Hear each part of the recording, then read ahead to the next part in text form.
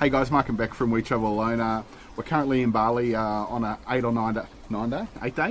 day break anyway from working and from the kids. We've left them at home for now. So Well, we say working, but working from our jobs Yeah. because we're over here working for all our websites. yeah, so because we have a Bali website called thingstodoinsanua.com, we have to come to Bali regularly, obviously, to update content and continue to grow the social channels and the website itself.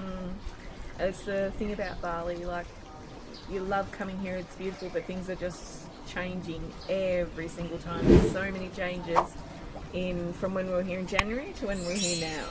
Most definitely. So Bali as a whole is still a fairly affordable place for digital nomads to come, and even for travellers at times. So for instance, at the moment we're staying at a place called Gria Santrian, right on the beach, and it's around $250 to $300 a night, which is really quite on the expensive side. But if you're here on holiday, that's okay. But if you're here long term, obviously that's not sustainable. So later on in the week, we're going to stay at another little homestay that we've stayed at plenty of times before, called Hotel Jati.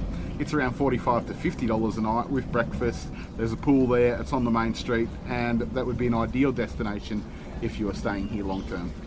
We were actually talking the other night, one of the places that we stayed at last time was Arena, a place called Arena, and it was only $45 to $50 a night, and it was very similar to the room that we have at the Gria at the moment, but like most places, you are paying for the location, and the Gria leads straight on to Jalan Danau Tembelingan and then the beach on the other side. So whereas Arena is up by the bypass, but still really nice rooms, but you are paying for the location. As with all things in Bali, look, if you look, you can still certainly find a bargain. Like the other night we got here and we went straight out on the street in front of Gria here, and there's a restaurant called the Wicked Parrot.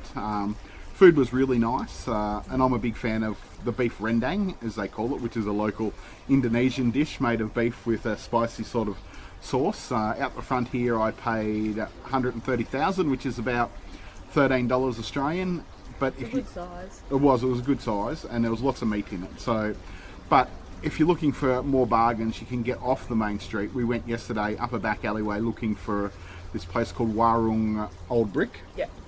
And it had beef rendang for only $70K, which is $7. So if you shop around and get off the main tourist drag, you can still find really cheap meals. Yeah, and it's for digital nomads or for our future. They're the things that we do need to look at, saving money that sort of way, and not staying in $300 a night hotels. Well, that's it. Like if we leave and head off to be digital nomads and content creators, and we come to Bali, certainly we would spend a couple of months here in Bali, and there's no way you can sustain a $300 a night accommodation that's as amazing as Gria. You can obviously see around from where we are that the pools are great, it's lush, it's beautiful, but that's just not practical on the money that we would be making. You could possibly get away with spending, like we said before, $40 a night, $50 a night. I mean, that equates to about $1,500 a month. You'd be paying that certainly in rent in Australia, anywhere that you lived, and more, So it equates to, $350 a week, something around there. And you get free breakfast with that. You get your room made up every day. So in that retrospect, you could certainly afford to do it that way. Now we've just got to get there. Look, we'll continue to work hard at getting there. Like I said in the last video, the blogging world's in a little bit of turmoil at the moment, so we'll just plough ahead and see what goes on with it. But so we just thought that we'd check in with you all from beautiful Bali here and tell you about prices and things like that, and the fact that you can still get a bargain here in Bali, even though it is getting dearer all the time because it's becoming more popular. But it's like everywhere in the world, nothing stays the same. Prices increase, and that's life. Yeah, so a few months ago, they changed over to the tourist tax, so that's also an added cost. You also need a visa still to come here, and you fill out your customs declaration just like you would in Australia. But they've actually opened electronic gates here, which we used for the first time Wednesday when we got here. It was actually really easy. We paid for our visa before we left Australia, so we had all of that all done and dusted, so we didn't need to line up. So we were out of immigration within about 15 minutes, but unfortunately, Mark's arch nemesis at the moment, which is our baggage, took an hour. It went from carousel 2 to carousel 6 to carousel 3. I think there was some on number 4 from our flight. It was just a complete schmozzle. So just when you think that they've got the visa on arrival or their e-visa stuff sorted out, it's the baggage that gets you. Literally, it was a shit show. Why did you say that? It really was. It was a shit show. There was people running around in all directions looking for their bags. Look, it probably didn't help that our plane arrived late, so it probably missed its arrival slot, which sort of put things a bit into disarray. But hey, look, Bali's all about disarray in the big picture. It's organised chaos. Yeah. It's a beautiful chaos, Yeah. really, I think. And that's what people love about it. Like, you come here for that organised chaos, that little bit of madness, I guess Yeah.